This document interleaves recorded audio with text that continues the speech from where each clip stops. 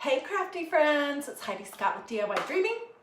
I have a fun project to share with you today, and we are going to be using these, I think it's a 1 gallon paint stir sticks and a little E6000 glue plus a little brown stain to create a really darling sign that is lightweight and you could hang it just about anywhere. So as you're hopping on, say hi, let me know where you're watching from, let me know if you have any questions along the way, all that normal stuff. Okay, so these are paint, they're called paint mixing sticks.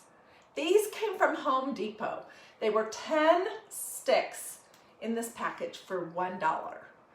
You can get these everywhere. Lowe's has them, Aces has them, Walmart has them. You can order them on Amazon for even less than 10 cents a piece. But you know what?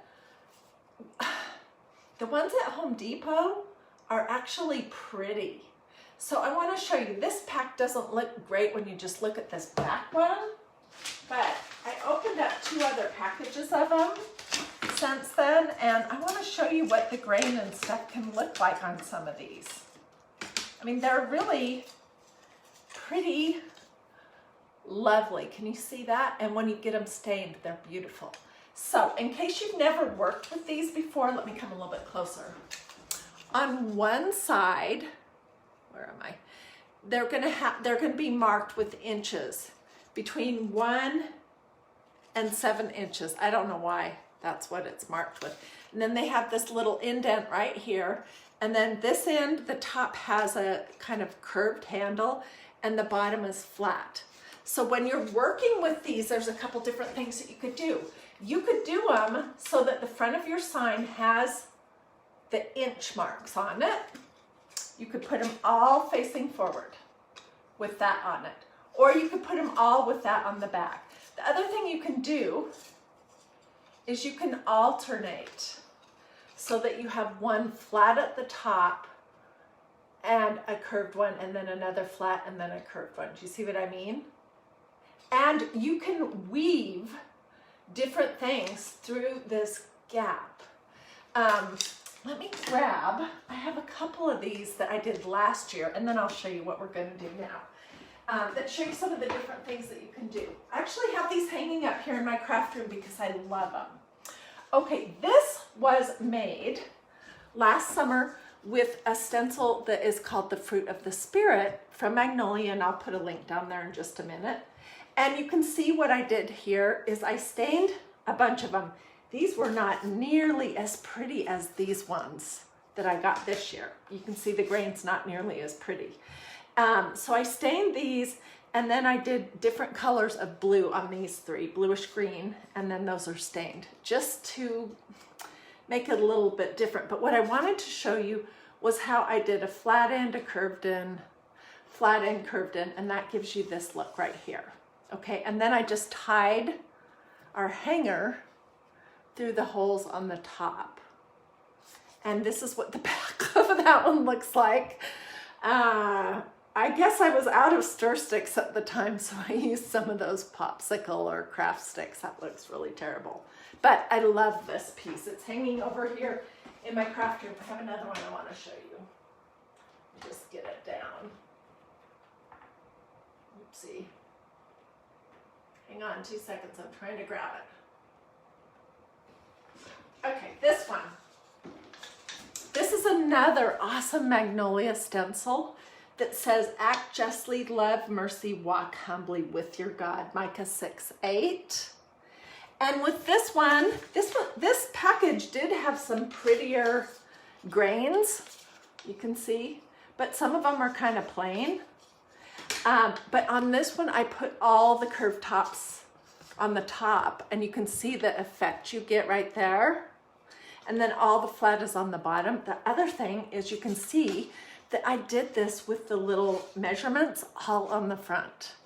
And that's what the back of that one looks like. It's a little bit nicer looking. So I just hang this right here. And Yeah, so there's a zillion things, seriously, that you can do with paint stir sticks. And when you can get 10 of them for $1, it makes your projects super affordable. There is another size also, which is a 5-gallon, and I'll show you what that looks like. If you're a crafter, you may have already used these before. The other fun thing I did last year is I made an American flag. I did a ton of paint stir stick projects. So, and we'll do a lot more in the near future. Okay, so this is a 5-gallon right here, and this is a 1-gallon. And this one I did stain, just like the ones we're about to mess around with. Okay, so you can see the difference. On the 5-gallon ones, they're 3 for $1. The 1-gallon are usually around 10 for $1. Okay, let me put my link right here. Let's see. Where am I? Here we go. I'm putting a link to this specific stencil that we're going to be using. It's called, did I get that? Let me check. Hang on 2 seconds. Okay, it's called When You Can't Find the Sunshine, Be the Sunshine. This is an awesome stencil. I just used this part actually on my welcome sign that's out on my front porch right now. So there's a lot of different things you can do with this. You can do the whole entire thing. You could do just this awesome bee. You could just do this sunflower. And over the last couple of days, I've had a lot of questions from some of you guys asking me, where is the sunflower stencil? Well, this is not labeled a sunflower stencil. It's called Sunshine, or When You Can't Find the Sunshine, Be the Sunshine is the name of it. So that's why I decided I wanted to put the link. There's 3 little sunflowers right before at the bottom of the page, in case you were looking for this and not able to find it. Okay, and here, let me grab my fuzzing cloth. Okay, and right here is what I have started. Look how beautiful this is. I'm going to tell you the whole process. I mean, it's seriously pretty. Okay, so before I came live last night, actually, I just took some brown stain and I stained the front and back of a whole bunch of these. I also stained the sides. And then when they were dry, you have 2 options. You could take them outside and spray them with a clear matte sealer like this. This is Rust-Oleum, but you can use Krylon. The only thing is just that it's clear and it's matte and it's a spray sealer. But it was raining in Atlanta, so I didn't want to do that. So the other option is to use something like a beeswax or Minwax or something like that on your stir sticks. I always use what I have whenever possible, and I had some of this Amy Howard at Home beeswax. It's just a clear wax. So if you have a clear wax, that would work too. Why? Well, because wood is porous. It's, the little fibers are open. And so when you stencil on them, what they do, unless you seal it with a sealer or a wax, is they soak in your medium, like chalk paste or whatever you're using, and then it spreads out, and you end up with a really fuzzy stencil look. So we'll talk about that a little bit more. But if you seal it with a spray sealer or with a wax before you stencil, that stops that from happening, and it closes those pores. I know this is not a great way to explain this, and I'm not a wood expert, but I do know that much. And I have seen for the last few years how much better my stencils look when I either spray them with a clear sealer or I use a beeswax or a clear wax before I stencil. So last night, because it was raining in Atlanta, I used my beeswax. And I just did it on the front of the little pieces of wood. Okay, so now I've started to hook them all together, and I'm going to do this one a little bit neater than that one that you saw. So we're going to be using some E6000 glue, and this, I have 3 on here already. 1, 2, 3. I'm going to add one more right here. I thought I would be able to use these 5-gallon ones. That's why I stained these. But they were too long, no matter how I put them. So I opted to go back to just a 1-gallon one. Okay, so we're going to be using E6000. For this kind of a project, I'm just using these little ones. They're so easy. A hot glue gun is really not going to be a good option for this. You're going to find that your pieces will pop off, that it will come apart. You want something serious, a serious glue, like E6000 or, I mean, I don't even know what other kinds there might be, but you want something real serious, okay? So before I came live, I did these other 3 pieces, so they're ready to go. And I'm just gonna put some glue on this last one. We'll attach it. I'm gonna show you how I do that. I need to go get some more.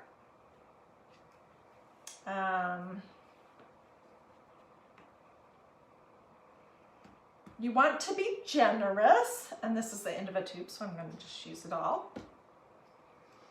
And then I took a plastic knife, and I just, see, you can see what it looks like. I just am going to spread my glue out on the back of my stir stick. This is super technical. I'm sure there's a fancier way to do this, but this works just fine. I mean, this works great, actually. Okay, so I have it smeared around, and now I'm just gonna lay it down, and so I did one clear over here because it's not quite the full length, and then halfway down here, and then I did this one to this side, and I'm gonna do this one that we're just attaching to this side. And it takes probably, I don't know, a couple hours to be seriously sturdy. But this sign is already good enough because I glued the other pieces beforehand. So this is what you get. And let's flip it over. And let's do the next step. So like I was telling you before, I closed down my wood pores of this with that beeswax last night.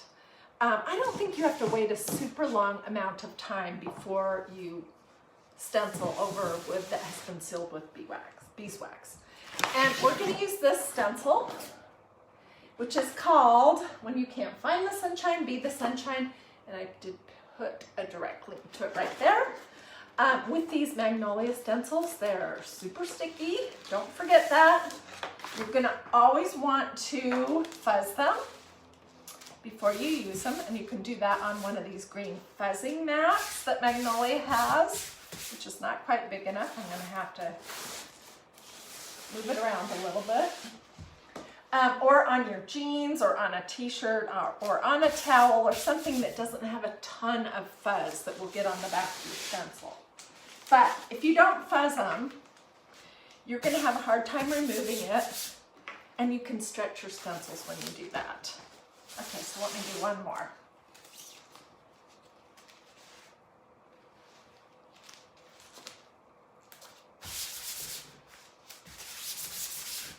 Oh, and I forgot to, do I have water? Oh, I do have water, yay, okay.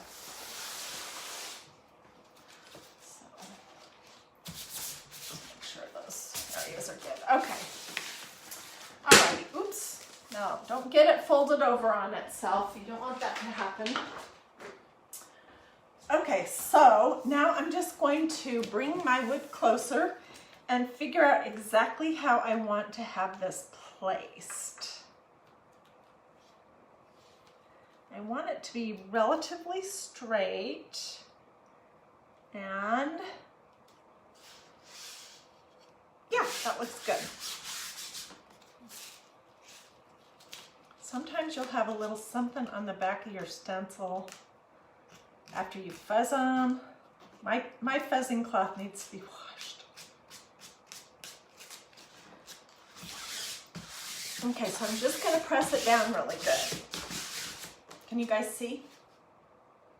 Simple, huh? I think that looks pretty straight. Good enough. Okay, so I have a lot of choices of what I could do, and I think there's 2 yellow chalk pastes that Magnolia has. This one is called Canary Yellow, and this one is called Daffodil. I think I'm going to use Daffodil, but I want to show you something. I've had a lot of questions about this lately. So when you get a brand new chalk paste jar from Magnolia, it's going to have this little silver top on it. I showed this the other day and a lot of people said, wow, that's so easy. It was much harder for me. So usually what I will do is I will just take one of the little stir sticks and I'll just poke it in and just bring it around the edge of my tin and pull it off. And there you go. You have your lid removed. You can stir your chalk paste up and put your lid back on it.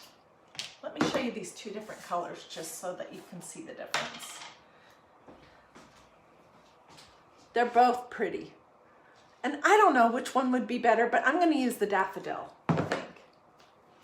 So you always want to recover your little pots of chalk paste as soon as you're done. This one is brand new, so I'm not going to add any water to it.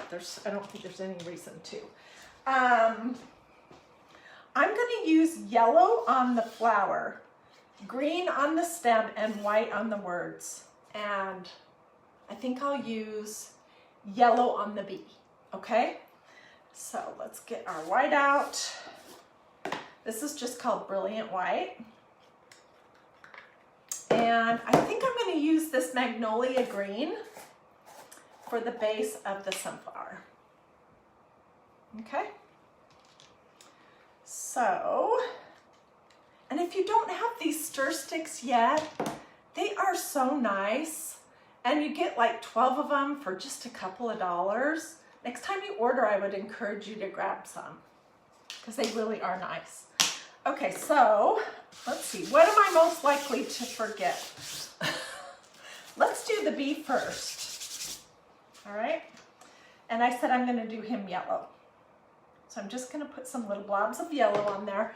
That might be too much. Can you guys see what I'm doing? I think you can. Hey, listen, if these comments right here are in your way, you can swipe them side to side or up and down and they should disappear. And oh my goodness, thank you guys so much for the stars. Wow, I didn't see you when you posted them, but I really appreciate it.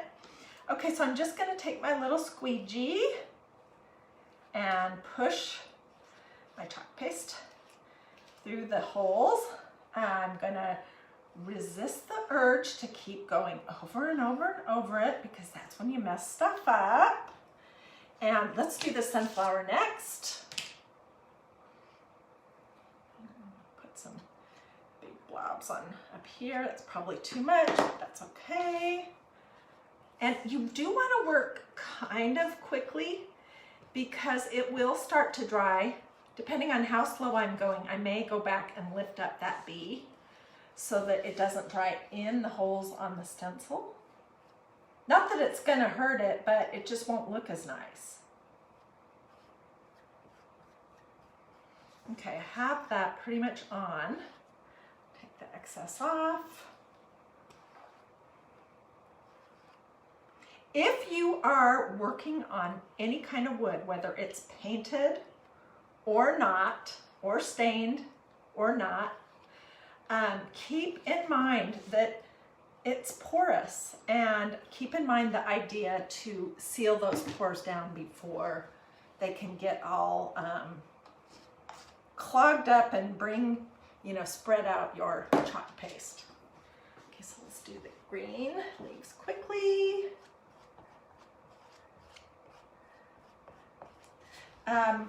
Lately, I've had a few people ask me, how hard should you be pushing down when you're stenciling? And that is such a hard question to answer because I don't know how to quantify it. But you're not pushing it hard enough that your squeegee is bending over. You're just pushing it firmly enough that the chalk paste is going through the holes on your stencil. So I don't know if your squeegee is like flexing or kind of bending like this, like that, you're pushing too hard. Let's use a bigger one.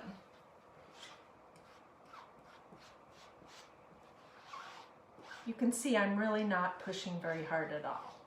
I'm just pushing firm enough, straight up and down to get it to go through the holes on my stencil.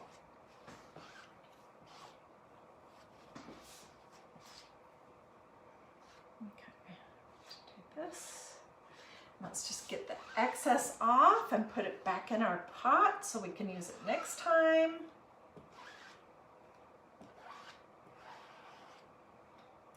And I really don't care about the little blobs. It's just the big blobs that are on, like a part of it that would show. Okay, so let's pull it off and see how we did. Oh, it's so cute. Oh my goodness. This is really darling. I love it. Okay, let me throw this in my little tub of water over here.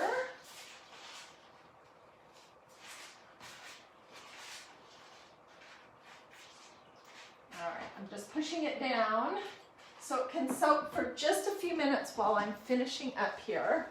Oh my gosh, this is so cute. Okay, so this is what I have.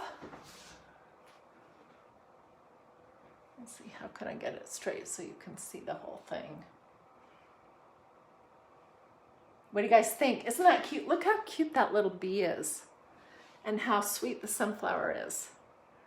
So when it is dry, I will figure out how I'm gonna hang it. Most likely I'll hook something through these two holes, this one on this end and the other end, and hang it with that. And I will get pictures. I'll post those in the comments.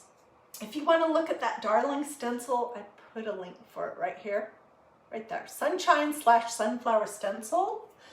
The colors I used are Daffodil, White, it's called Brilliant White, and this is the Magnolia Green. But they have a lot of different greens. They have two different yellows. I mean, there's so many great chalk paste colors.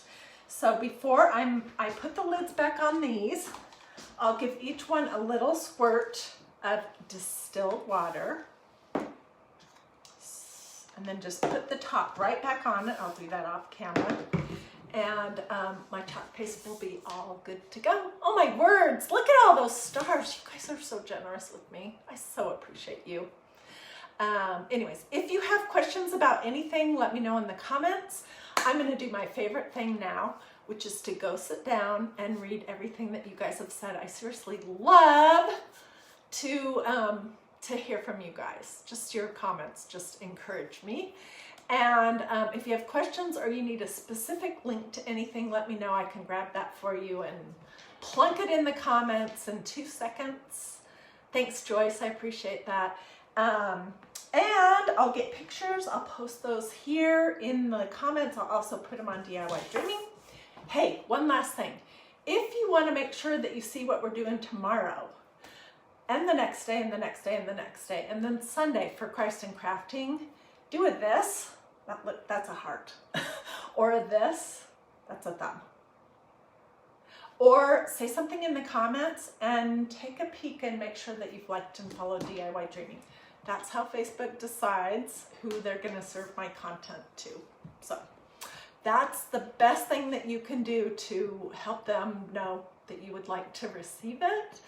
And let me turn my little thing around for 2 seconds so you can see it. See the finished project.